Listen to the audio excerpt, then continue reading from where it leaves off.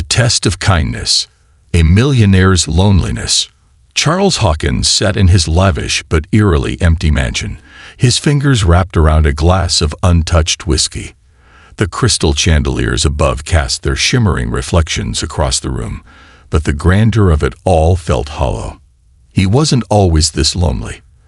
There was a time when the laughter of his wife, the playful squeals of his children, and the voices of friends who once mattered filled these walls.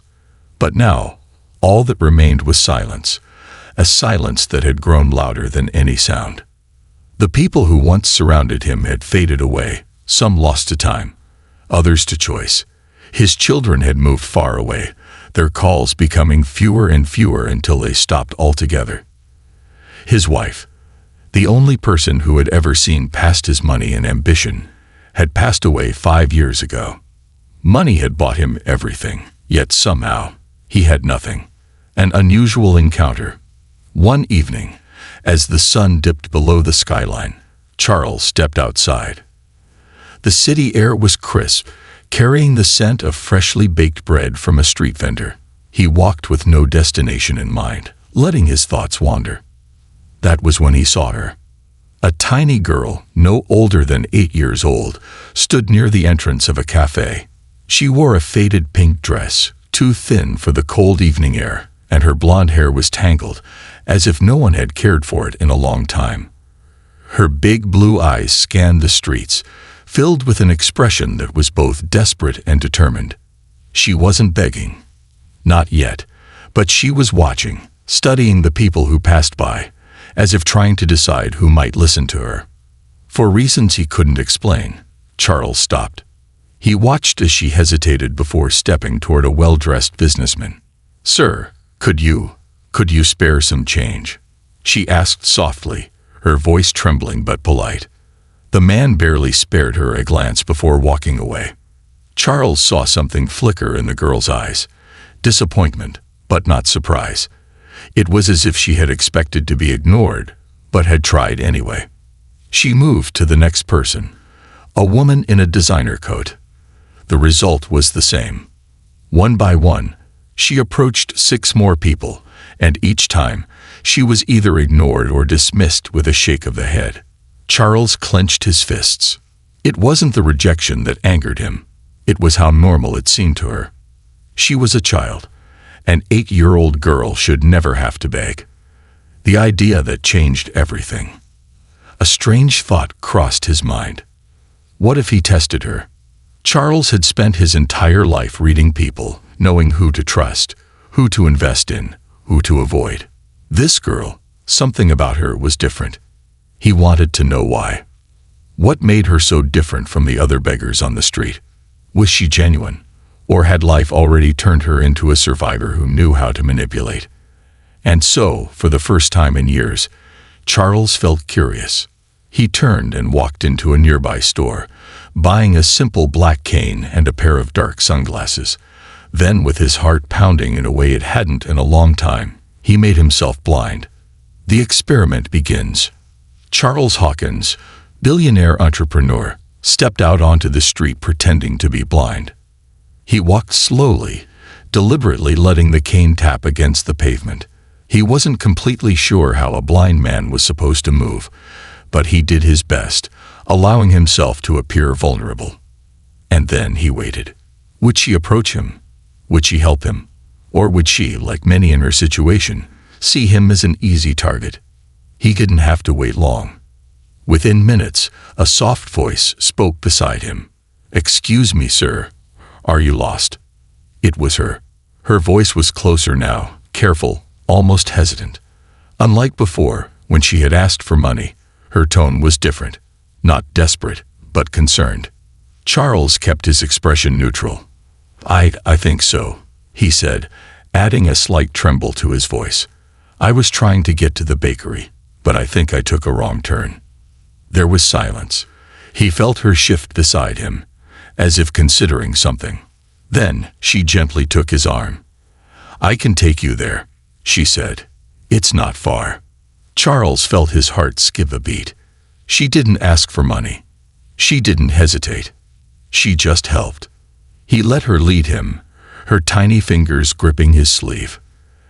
As they walked, she spoke, filling the silence with the kind of innocence that only a child could have. "My name's Angela," she said quietly. Charles nodded.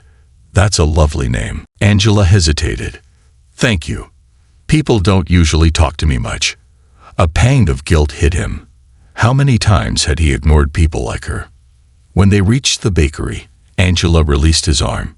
"Here you go, sir." Charles turned slightly, tilting his head. "Thank you, Angela."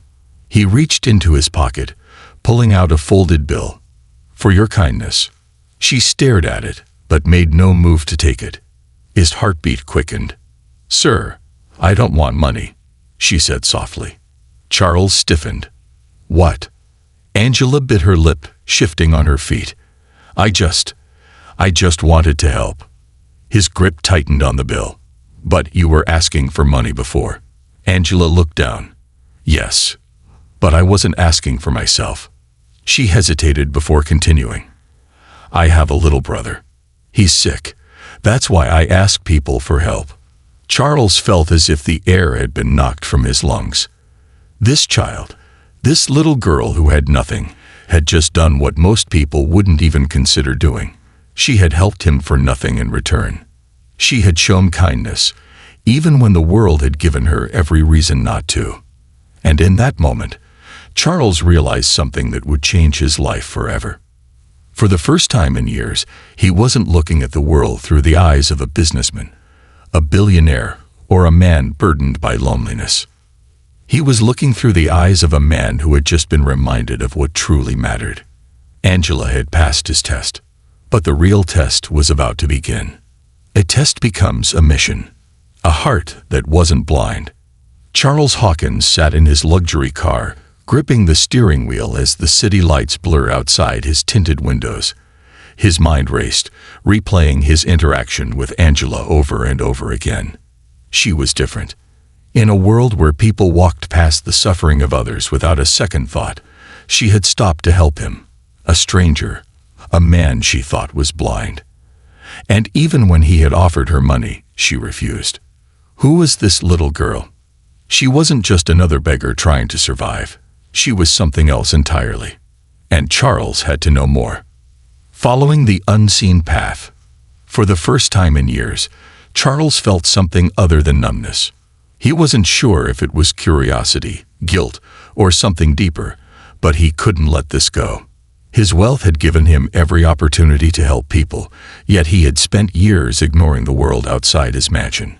He had to know Angela's story. Where did she come from? Why was she out on the streets? And if she wasn't asking for herself, then who was she asking for? And so, he made a decision. That evening, Charles did something he hadn't done in decades. He drove himself through the streets of the city, past his corporate towers, past the high-end restaurants he used to frequent, and into a world he had long since forgotten. The streets were alive with noise, people rushing home from work, vendors calling out their last sales of the day, and children playing in narrow alleyways. But Charles wasn't looking at the crowd. He was looking for her, finding Angela's world. It didn't take long. Near an old convenience store, Angela stood near a street corner, her small hands cupped together, her blue eyes scanning the faces of the passing strangers. She wasn't begging loudly like others. She wasn't demanding attention. She was waiting, watching, hoping. Charles parked his car a distance away, watching carefully. For over an hour, he observed. Angela approached only a few people, carefully choosing whom to ask. Each time, she did it with politeness and respect, never pushing, never demanding. Most ignored her. Some turned away without a word. And yet, she didn't stop. When a woman finally dropped a few coins into her hand, Angela smiled. A smile so genuine that it broke something inside Charles. Then, instead of keeping the money, she ran. Charles frowned. Where was she going? His instincts kicked in. He had spent years analyzing people, predicting business trends, outsmarting his competition. But this wasn't business. This was something else. He started his car and followed her. the place she called home. Angela led him down narrow back streets and across deserted roads, her little figure moving with purpose. After several minutes, she stopped in front of a rundown building. It was more of a shack than a home. Cracked bricks, rusted metal sheets covering broken windows, and graffiti-stained walls. Charles watched as she pushed open a door and disappeared inside. For a long moment, he just sat there, staring. Then something in his chest tightened. This wasn't a home. This was a place people forgot. And Angela was living there. A hard truth. Stepping out of his car, Charles approached the door carefully. His expensive shoes crunched against the gravel, feeling out of place in this world. Inside, he could hear quiet voices. One, Angela's, soft but cheerful. And another, weaker, fragile. A voice that barely had the strength to respond. Charles hesitated. Then, swallowing his pride, he knocked on the door. There was silence. Then a shuffle. Slowly, the door creaked open, and Angela's face appeared.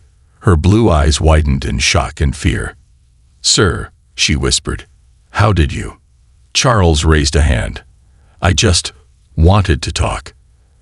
Angela hesitated, her small hands tightening around the edge of the door. Then, after a long pause, she stepped aside.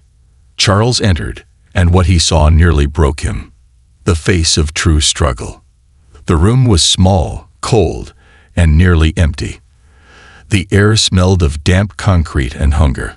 A few blankets were piled in the corner, serving as a makeshift bed. And there, lying on those blankets, was a little boy. Angela's brother. He was even smaller than she was, his body thin, his face pale, his brown hair stuck to his forehead with sweat, and his breathing was shallow. Charles had seen poverty before, but never like this. This wasn't just struggling. This was survival. Angela quickly kneeled beside her brother, gently brushing his hair back. "Daniel," she whispered, "it's okay. I'm here." The boy barely stirred. Charles felt something inside him snap. An unbreakable bond. Angela turned to Charles, her small hands clenching the fabric of her dress. "I know I shouldn't have let you in," she said softly. "But I didn't know what else to do." Her voice wavered, but she straightened her shoulders, as if forcing herself to be strong. "I'm not asking for money," she continued, eyes locked onto his. I just need help for Daniel. He's sick, and I don't know what to do anymore." Her words were like a knife through his heart. She was only 8 years old. She should have been playing with toys, going to school, dreaming about the future. But instead, she was fighting to keep her little brother alive. And for what? Because no one else had cared enough to help. Charles took a slow, shaky breath. Angela had passed his first test when she helped him. But now he realized this wasn't about a test anymore. This was about something far bigger. The decision that changed everything. Charles reached into his pocket and pulled out his wallet. Angela stiffened. "I told you, I don't want money," she said. Charles smiled, shaking his head. "I'm not giving you money," he said. "I'm giving you a choice." Angela blinked. "A choice." Charles nodded. "I can walk away right now, and you'll never see me again," he said. "Or you can let me help you, not just for tonight, not just for a little while. Really help." Angela's breath hitched. She looked at her brother. She looked at the man before her. And for the first time in a long time, she let herself hope. A bond that couldn't be broken. A moment of uncertainty. Angela stared at Charles, her big blue eyes filled with uncertainty. She had spent her entire life distrusting the promises of strangers, promises that meant nothing, words that vanished the moment people walked away. And now, here was this man, standing in the middle of her world, offering something no one else ever had. Help. Not just a meal. Not just a handful of coins. But real help. Angela clutched her brother Daniel's frail hand, her heart pounding in her chest. "What kind of help?" she finally whispered. Charles exhaled slowly, crouching to meet her gaze. This wasn't a business deal. This wasn't a test. This was real. "I want to make sure you and Daniel are safe," he said. "That he gets the medical care he needs. That you don't have to sleep in places like this anymore." Angela's fingers curled into a fist. It sounded too good to be true. She had seen people pretend to care before. Social workers had come and gone, promising change, but leaving empty-handed when things got too complicated. Charities had offered food but never solutions. And yet, something about Charles was different. He wasn't just pitying her. He wasn't looking at her like she was a problem to be solved. He was looking at her like she mattered. The fear of hope. Angela hesitated. People say things, but they don't mean them. Charles nodded. "I know." She narrowed her eyes. "Then how do I know you're different?" Charles thought for a moment, then said something that surprised even himself. "Because I need you as much as you need me." Angela blinked. "What?" Charles ran a hand through his hair, trying to find the right words. "I used to think I had everything," he admitted. "Money, power, a big house. I thought those things mattered. But sitting alone in that house every day, realizing I have no one to share it with, it made me see things differently." Angela listened, her tiny frame still tense with doubt. "I don't want to just help you," Charles continued, his voice softer now. "I want you to let me be part of your life. Not because I feel sorry for you, but because I see who you are." Angela's throat tightened.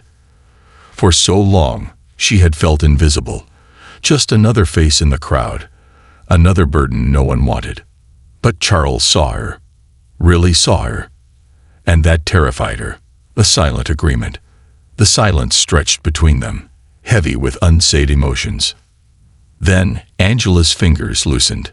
She let go of her fear just enough to nod. "Okay," she whispered. Charles's chest lifted with relief. "Okay." Angela glanced at Daniel, then back at Charles. "But if you lie, if you change your mind, we'll leave. And you'll never see us again."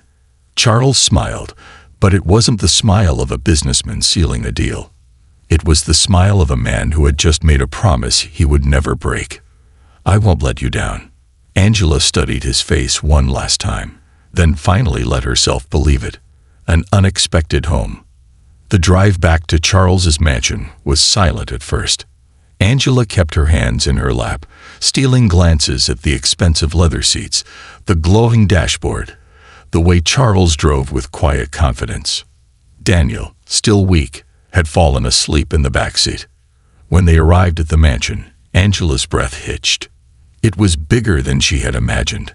A sprawling estate with tall iron gates, towering windows, and more space than she had ever seen in her life. As Charles led them inside, Angela's small footsteps echoed against the marble floors. She swallowed. She had never been inside a house like this. "Come on," Charles said gently. "Let's get Daniel to bed." Angela nodded, still overwhelmed. As Charles carried Daniel to a guest room, a real bed with warm blankets, clean pillows, and soft lighting, Angela couldn't help but watch him. She had never seen someone like him. Someone so powerful, yet so gentle. And as he tucked Daniel in, she felt something strange. Something she hadn't felt in years. Safety. The first night in a new life. Angela stayed awake that night, sitting near the window, watching the stars. She didn't understand why, but she was scared.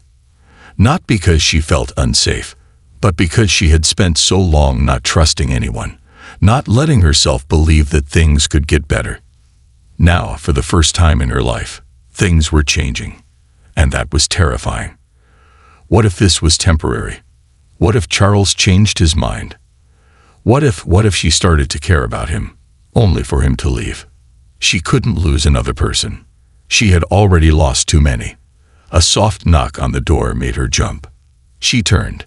Charles stood there, his expression calm, unreadable. "Can't sleep?" he asked. Angela hesitated, then shook her head. Charles walked over and sat on the chair across from her. He didn't push her to talk. He just sat. And for the first time, Angela felt like she didn't have to be alone anymore. A promise for the future. Before leaving, Charles hesitated at the door. "You don't have to be afraid," he said. "I know it'll take time. But I meant what I said." Angela bit her lip. "Why?" Charles frowned. "Why what? Why do you care?" Charles exhaled, glancing toward the darkened hallway where Daniel slept. "Because I see you," he said finally. "And I see something I lost in myself a long time ago." Angela stared at him. She didn't understand what he meant. Not yet. But she would. And neither of them knew it yet, but this was only the beginning.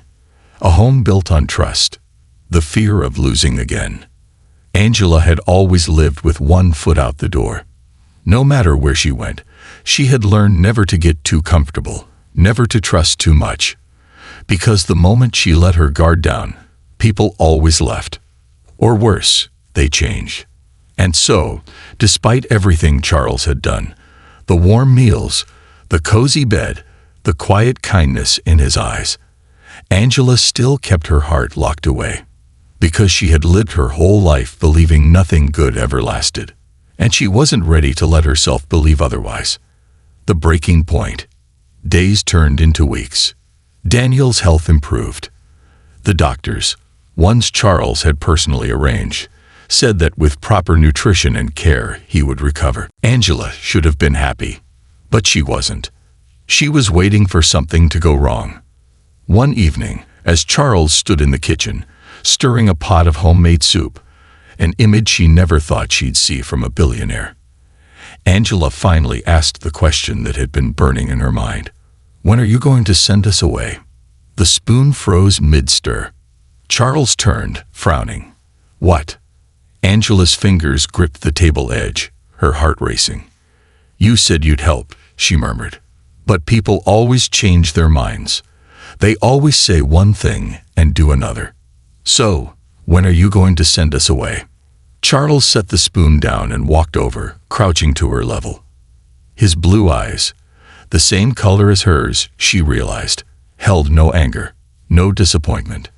Just understanding. "Angela," he said softly, "I'm not sending you away." She bit her lip. "But why?" Charles hesitated, then sighed. "Because I know what it's like to lose everything." Angela blinked. Charles leaned against the counter, his gaze distant. "I had a wife once. Kids. A life I thought would last forever." Angela stayed silent, listening. "But I got lost chasing the wrong things," Charles admitted. "I thought money would make me happy. I thought power would fill the emptiness." He looked at her then, a sad smile on his lips. "But the truth is, I was just as lost as you." Angela swallowed. Charles reached out and gently took her hand, not forcing, just offering. "I'm not helping you because I feel sorry for you," he said. "I'm helping you because I see myself in you." Angela's throat tightened. This man, who had everything yet nothing, was the first person who ever truly understood. And for the first time in years, she felt something terrifyingly new. Hope. A choice that changed everything. That night, Angela sat beside Daniel as he slept. She traced patterns on the blanket, her mind racing. Could she really trust Charles? Could she let herself believe that this life, the warmth, the safety, the feeling of belonging, was real? Or would she run? It would be easy. She had done it before. But something inside her whispered a different answer this time. She wasn't just running from pain anymore. She was running from happiness too. And she didn't want to do that anymore.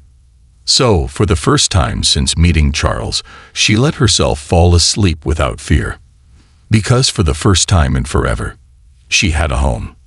The final test. Months later, Charles stood on the balcony of his mansion, watching as Angela ran through the garden with Daniel. She laughed. A real laugh, not the careful, guarded one she had used before. She was still learning to trust, but she was trying. And that was all that mattered. Charles had spent his whole life searching for purpose, in wealth, in business, in power. But he found it in the most unexpected place, in a tiny girl with tangled hair and big blue eyes. And in that moment, he knew he hadn't saved Angela. She had saved him. Because sometimes the greatest riches in the world aren't found in money or success. Sometimes they're found in the people we choose to love. And Charles had finally found his greatest treasure: a family. This concludes the story. Thank you for watching until the end. I hope you found it enjoyable. If you did, please consider liking the video and sharing it with your friends. Don't forget to subscribe to our channel and activate the notification bell for more captivating stories. Have a great day.